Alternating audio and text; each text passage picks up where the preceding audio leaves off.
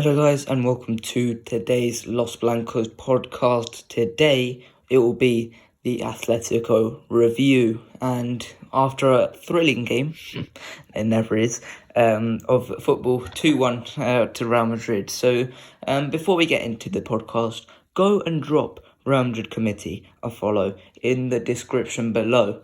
Just go drop them a follow. The best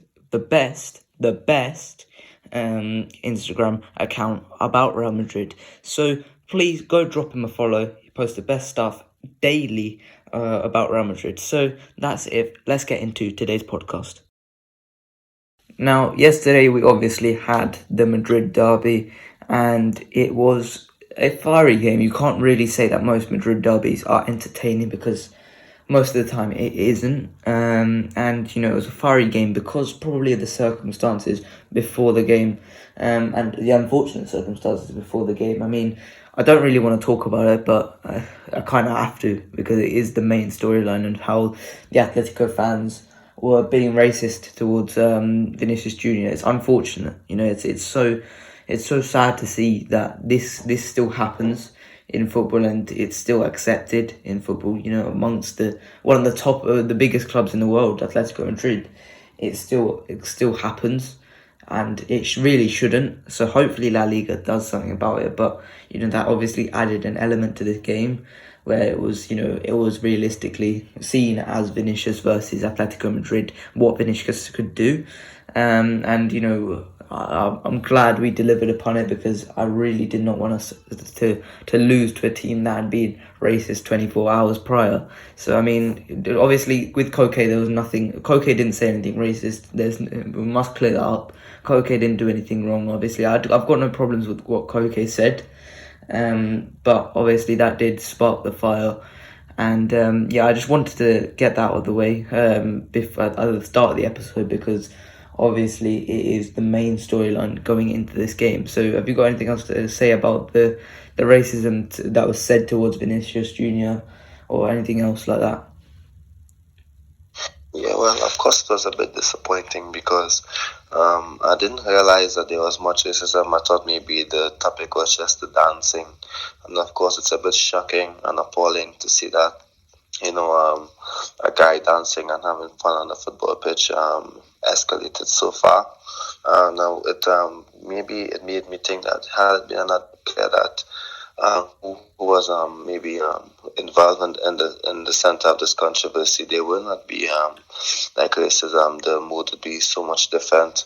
I'm not too sure exactly why, because maybe it's because the way he played as well against one last week maybe made some of the fans, not Real Madrid fans but other fans, turn on him a bit easily.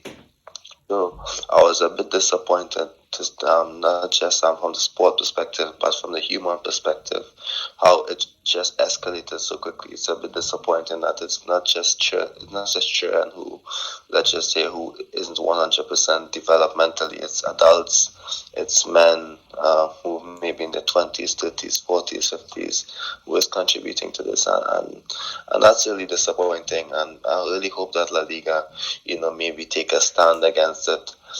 Maybe they should play one match in an empty stadium. Maybe they should be fined a sum of money, and maybe they should have like a 1 point deduction or something like that. But there needs to be I know that it's unlikely that any of these things will happen, because there have been these issues in the past, and I think it's been let slide. So I really hope that there's something done about this. Otherwise, in the future, issues like this will happen so easily again. Yeah, so obviously, how can you, that guy who was holding the monkey puppet? I mean, how can you look at yourself and think, yeah, I'm gonna bring a monkey puppet to a football game? I mean, that's just that's beyond me. How do you think like that? It's just not, it's not right on a human perspective, like you said. It's just, I don't understand how people can think morally that that is acceptable, how that is right. And with all the Atleti fans chanting Vinicius is a monkey, or wherever the translation went to, I mean, I just can't believe that something like that could happen in this day and age, but it does, and that's the sad thing about it. So I don't really want to give any more more of a platform to these guys who are making this would say calling Vinicius a monkey, who was doing such racist gestures towards him. I don't want to give them any more focus. So let's talk about the actual game, and. We'll start with the lineup, like we normally do with these reviews. And I think, for me, the main thing was about in the centre defence. And I think Militao went straight back into this match. I think it was a bit harsh on Rudiger because over the last few games where Militao's been injured, I think Rudiger's played very, very well. So I think, obviously, Militao had a great game. But I think it was a very, very harsh on Rudiger to drop him after a couple of fantastic games. So what do you think about that? Yeah, I was actually expecting just that. I think let's be honest, he is our best central defender. We can say Alaba and Militao played well, and I'm really happy for them because when your players are playing, you want them to do well no matter the situation, no matter who you want starting. Of course, you want them to do well.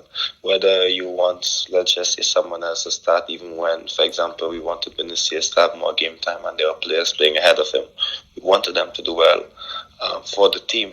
However, that wasn't the case in the past, but now they're doing well. And of course, we're happy for them. But I do think that the team would be better if Rudiger is the starter, in my opinion. He's good on the ball. He's good defensively as well. He's so good in the air. So that's definitely something that we should look into because he is the best defender that we have. I think whenever he has played, we have been better, in my opinion. So I'm not too sure if it's Mendy who should be dropped or Militao. That doesn't mean that they are bad players. It just means that the team is better with another player, and that's okay. That's fine because the team has to get better. I know that Ancelotti would be loyal to some of his players. Who helped him win on last year. And of course that's okay. That's understandable. And maybe he thinks that at this time Mendy or Militao doesn't deserve to be dropped. I guess we have to wait a bit. But however, it's not like they're having stinkers. They had a really good game on yesterday, a solid game, the two defenders. So I'm really happy to see that they continue to build on that partnership. And of course, that they weren't exposed in any way unless on yesterday. However, I really hope that we can see, Rudiger play, and the Clasico is coming up as well. That's going to give us an idea what we're going to see in the future. Yeah. I want to start with the midfield. We'll talk about the defence later.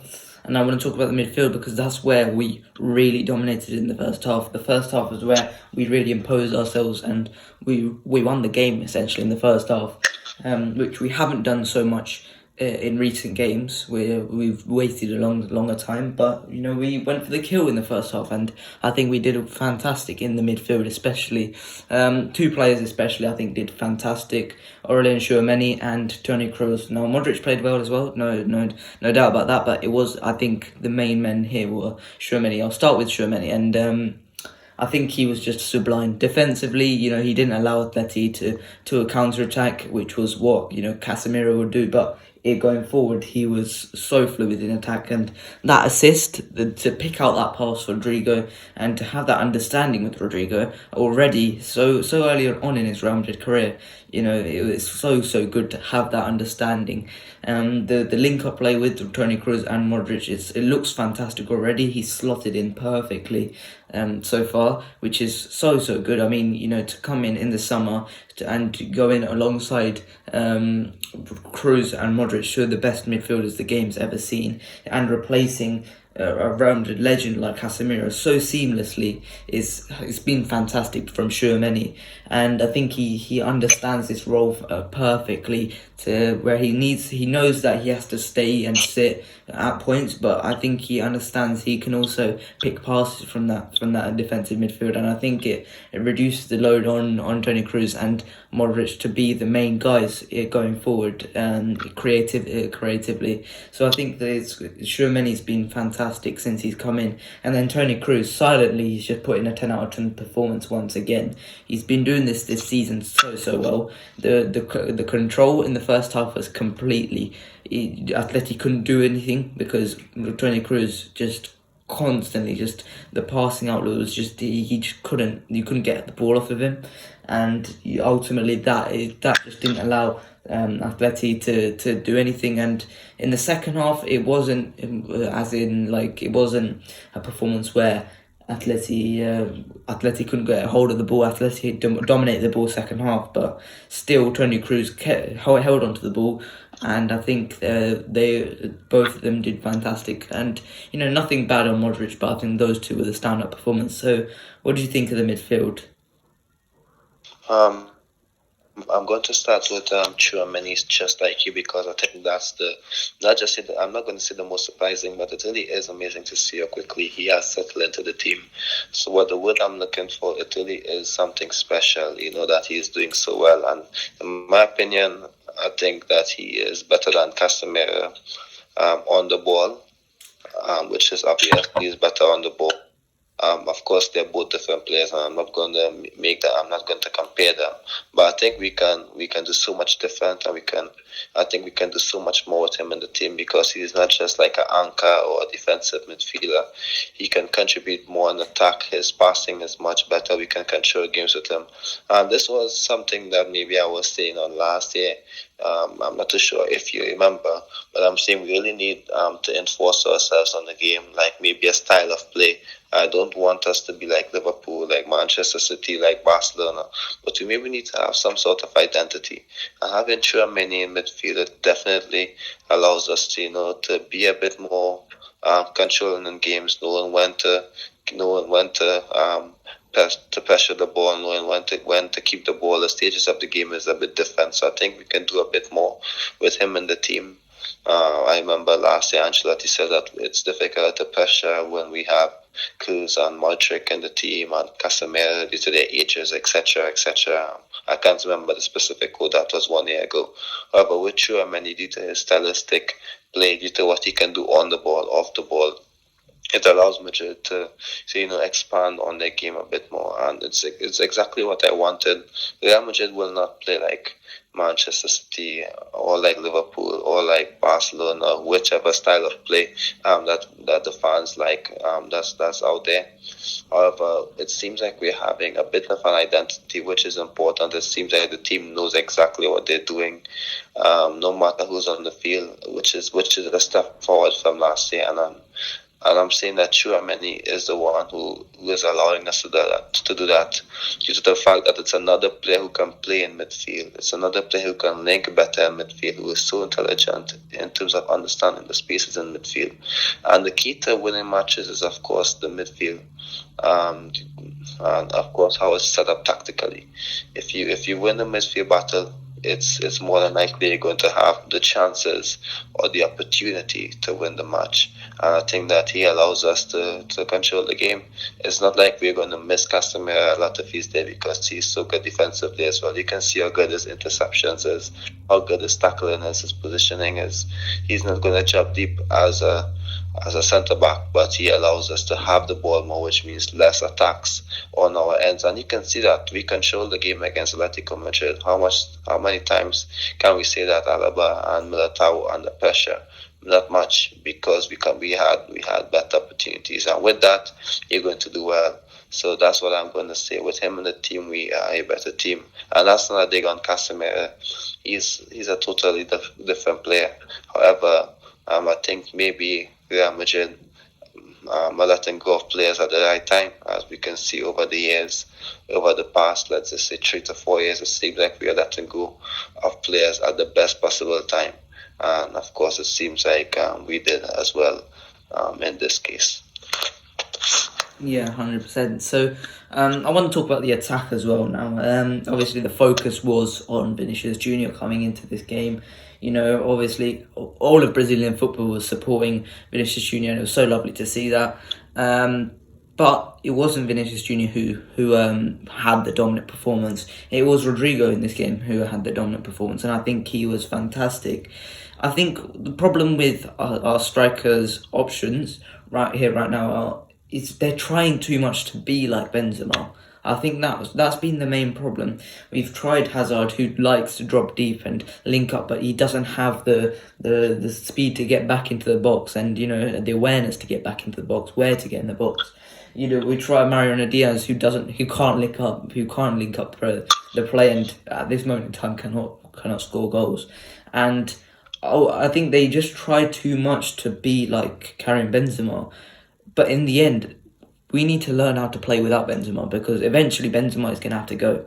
Benzema is going to have to leave. Maybe it's not going to be this season. It probably won't be next season. But eventually Benzema isn't going to be at Real Madrid, and then what? We can't. There isn't any player in the world football like Karim Benzema. So ultimately, we're going to have to find a way to play without him, and I think this is the way we're going to have to play without him. It's so fluid.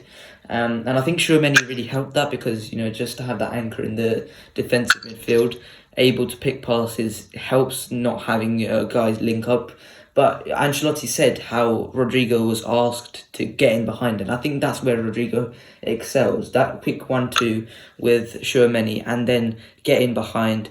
And Tchouaméni's pass was absolutely sublime, but the finish was incredible by Rodrigo. He took that incredibly well, and I think that is exactly what you want from Rodrigo. The link-up play with Vinicius Junior is so good. He likes to drift out left. He works that defence so well, and I think this is exactly what you need from Rodrigo to offer something different. If we need something different in late matches, then Rodrigo can offer that, and I think he is the most instinctive finisher out of the lot of our strikers. So I think, to be totally honest, I think Rodriguez was fantastic. I think he is the main guy, and I think it's important for future matches where Benzema is not available that we don't try and play like we have Benzema up top. We need to try and adapt to what we've got, and that is maybe playing a bit more fluid up top, rotating players. We saw Vinicius going up top sometimes. We saw Rodrigo drifting out to the left. We need to play like that a bit more, play a bit more fluid. Don't play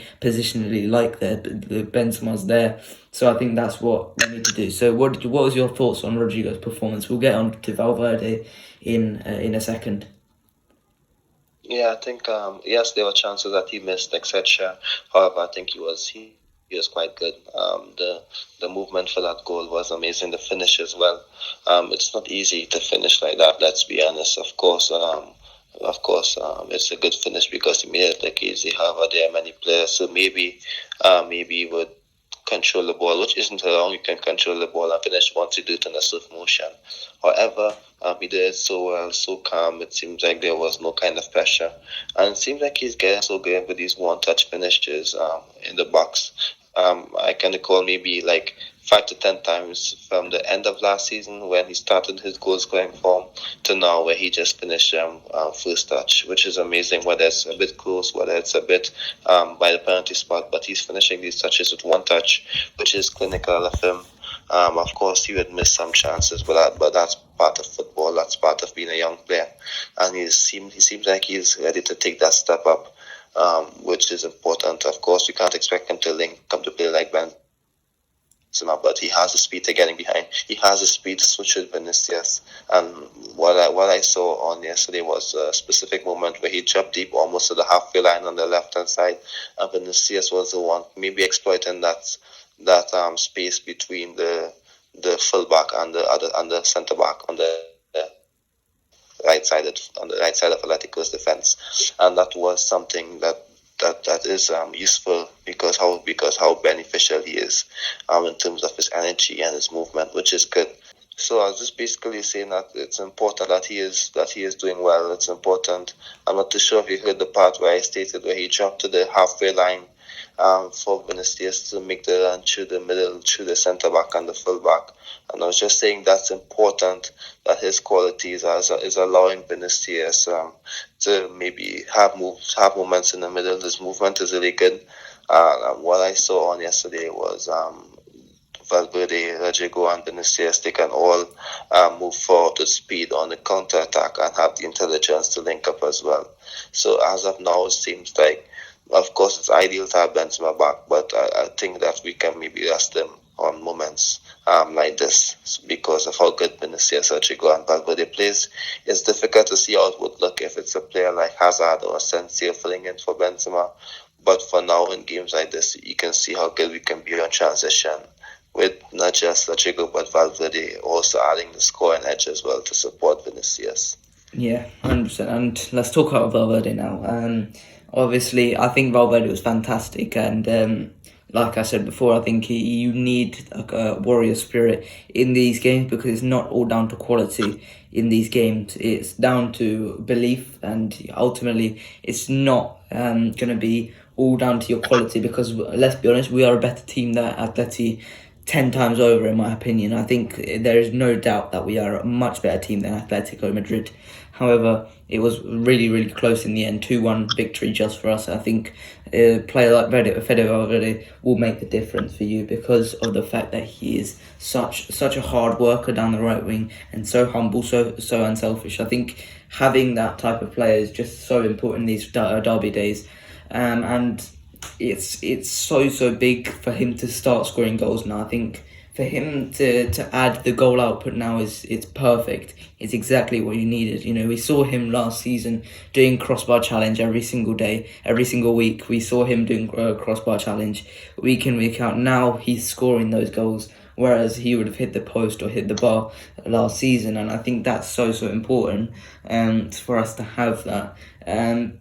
He's going to hit 10 goals this season, let's be honest. I think he has the capability to become a goal-scoring midfielder from the right side of the midfield, and I'm really excited to see that from Federico Valverde, his next evolution to becoming that type of player. But what he's done off the ball as well, working so hard to track the left wing back Carrasco all the way, or the whole time. I think it was so good to have him there, you know, tracking Carrasco, because Carrasco, in my opinion, is one of the only players in that Atletico team who genuinely flourishes in Simeone's system. I think Carrasco absolutely loves playing in Simeone's system, and I think he works fantastically in Simeone's system. And I think Fede did a fantastic job in absolutely voiding Carrasco's abilities in that game. And I think, as well as the fact that, you know, for him to get forward and be like you said, you know,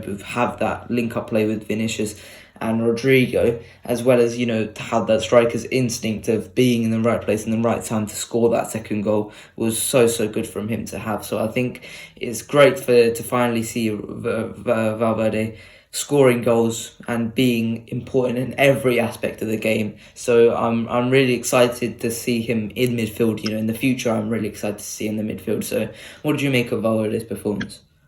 Yeah, in relation to his position as well, just the way he added it, I'm going to continue position-wise. I remember when we were calling in for him to start some of the matches, it wasn't due to his attacking abilities, due to his energy, and of course his defensive output as well, more than his attacking output on that side, because it would have definitely given us an edge. However, the mood and the conversation has switched from he's a good option to help hold us defensively, to help support the midfielders in defense and transition. It's ever since the Champions League final, it has changed into the fact that how good he can be, driving forward with the ball, how good he can be, you know, maybe being like someone who can support the attack with his movement. Now it's becoming more about his goals.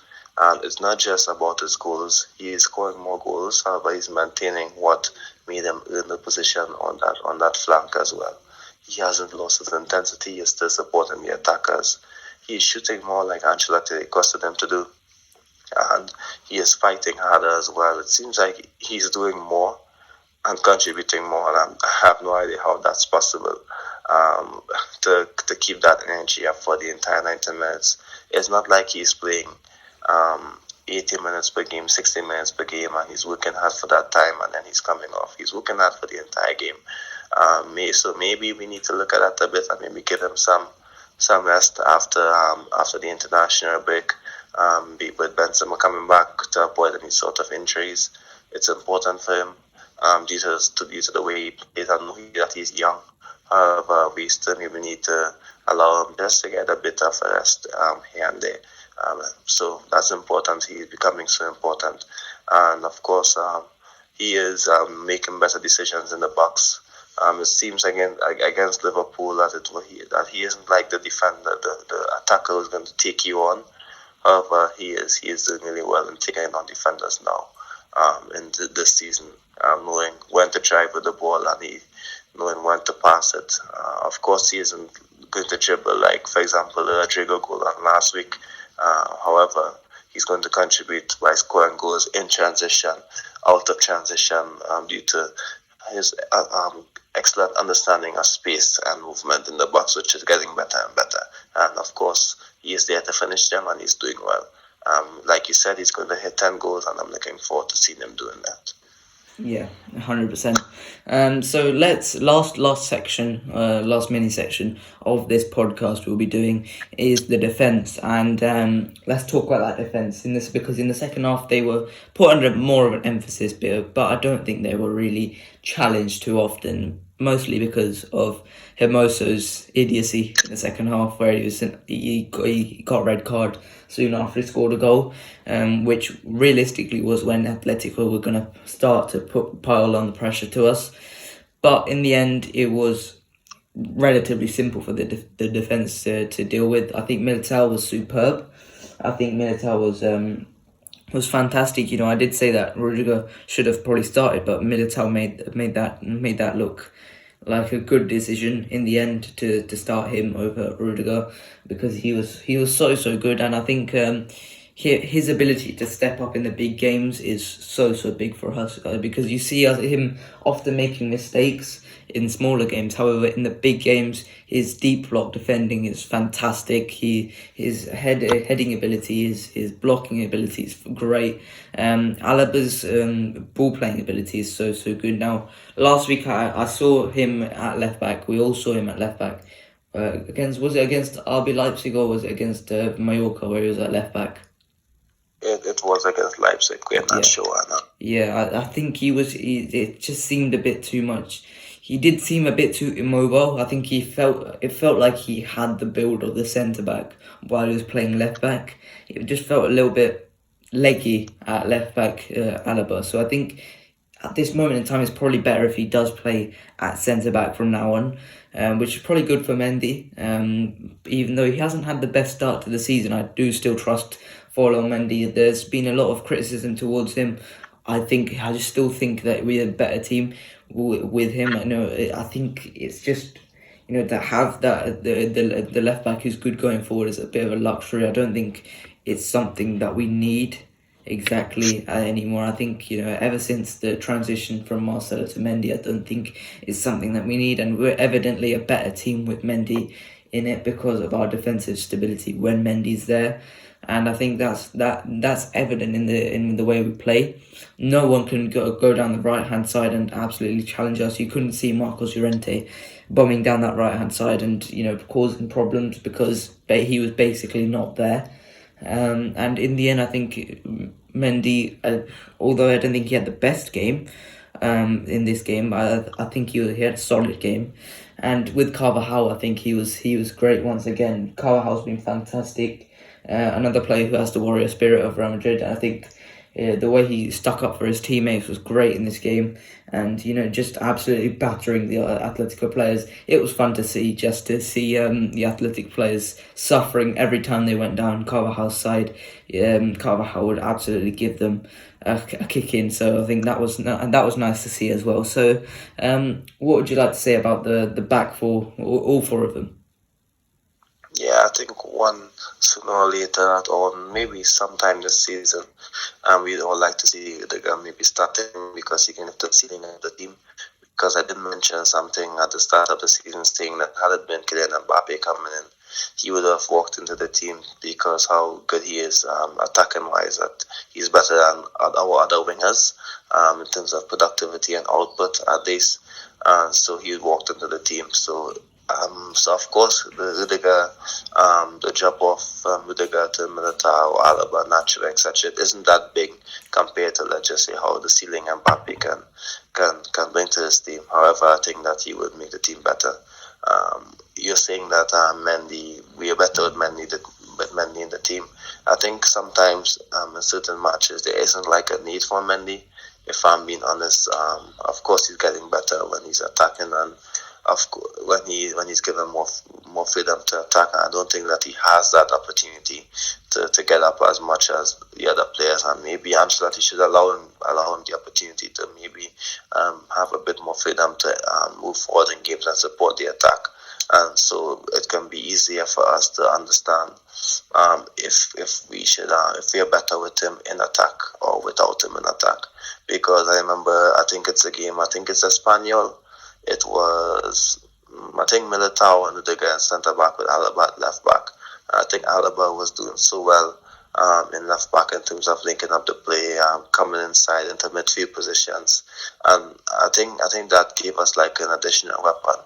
So I think he's mainly similar to like the Casemiro situation, where we appreciate what he does, and there's no issue if he starts. We like him when he starts because he does so well.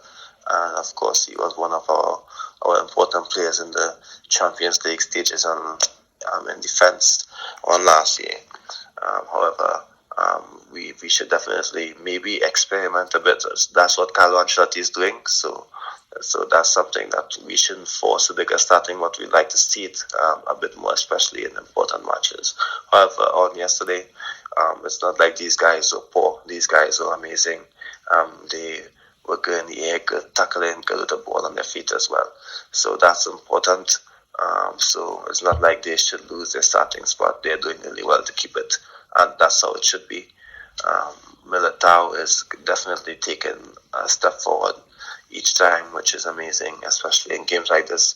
Now we'd have to see that, of course, in a bigger stage, step by step. Maybe people are wondering what bigger stage. He just won a Champions League play in a big match. However, he has to elevate his game at a bigger stage, because sometimes he is a bit too inconsistent, but that's part of football.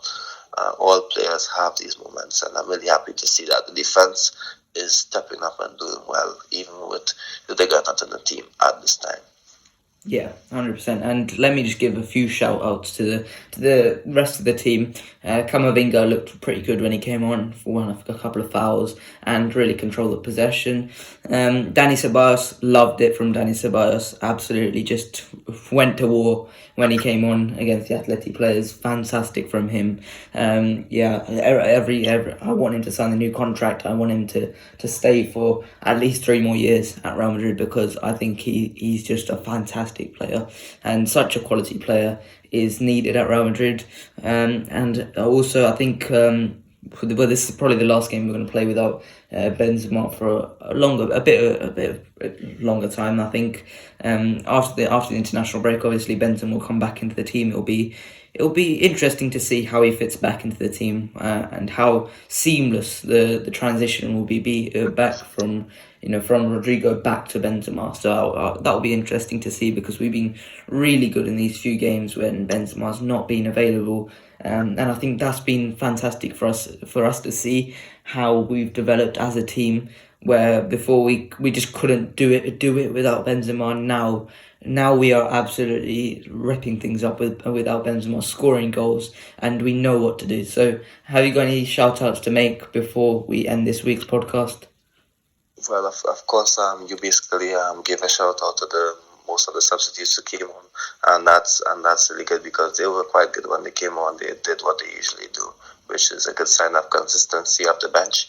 However, what I'm going to say is that it seems like, let's just say, if you add this 11 to start, then you add Benzema, that's 12 players, Lucas, Nacho, Rudiger, that's 15, then Camavinga, Ceballos, that's 17. If I haven't said Benzema, but I'll just say now, let's just say 18. I think that's the core players there, and Ceballos is part of that core batch of players, which is important for him, because last year he was injured. He kicked a ball at this time last year for the season, and now he's getting minutes. He started the game. He's definitely having an impact as well, which is good for him. And of course, it's now, I think we do need Asensio and Hazard to step up a bit more. They both got a goal this season when they needed it most. So let's just see if they can step in as well, and definitely contribute as the season is going to get a bit more difficult. They will need to contribute as well. So it's important that we have all our players ready. It's good to see Ceballos finally making it into the core of this team. I think it's been too long. He's too good of a player for fans not to see how good he was. So I'm really happy that he's back into the team. I hope he extends his contract as well. He can definitely be an excellent squad rotation player who can play each game so far. And just a fun fact, I don't think Rudiger has started as much as we thought he would. However, he has featured in each game this season, whether it's off the bench. If I can recall, I haven't seen that stat anyway, but each game I've seen this season, he's been coming on when he hasn't started. So I'm not too sure if you can confirm that for me, but that's my final piece. Yeah, I do believe he's come on in every single game. I do think he's played every single game. So, that is 6 wins out of 6 in La Liga, and it was a fantastic win in El Derby Madrileño and by Vinny Jr. And that will be it from me this week. Thank you guys for listening once again. Please like and subscribe, and I'll see you guys later. Bye bye.